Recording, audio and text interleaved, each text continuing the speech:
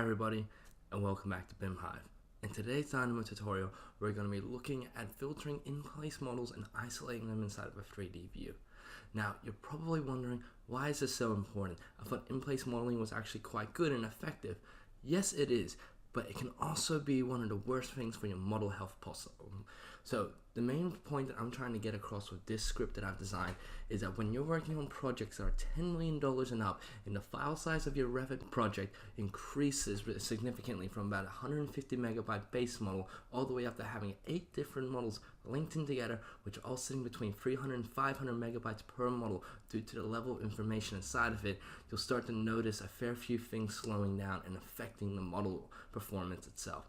9 times out of 10, I have found is that architects as well as modelers themselves will just take shortcuts and do a model in place family rather than going away into the actual family creator itself and setting it to be its own family with its own parametric controls that can be reused at a later date.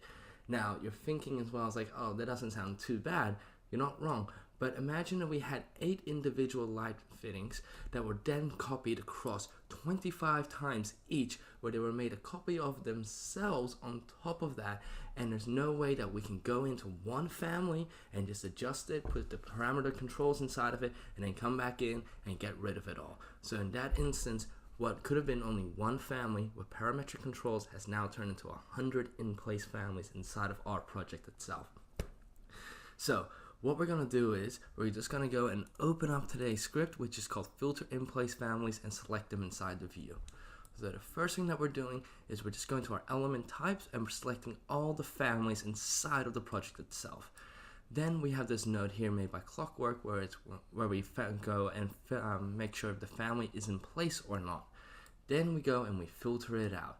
Once we have all the families that are in place, we get the types themselves, and we get all elements of the family type. So in this situation, rather than this node here would only appear as the 4 light fixture fittings itself, has now turned into the 100 that we have across the entire project. And then this one here is one of my favorite nodes of all time, element select in view. Once we click run, this will be in our selection category when we go back into the Revit interface, and we can isolate them. So just go and give that a quick little shot. Excellent. Let's just make sure. Yes, we have 4 families here selected. Let's minimize this. And now we just go into our model in place family filter. And we just go down here, temporary hide and isolate. We isolate these elements. And voila, now we have a 3D view with all of our model in place elements. They're ready to go. We can mark them up so we can filter them out in a schedule, and we can assign certain users to go in and fix up these families to make them the proper content that will increase our model health size as well as our consistent component and family creation inside of our library. I hope you had a great time today and learned a lot from this lesson.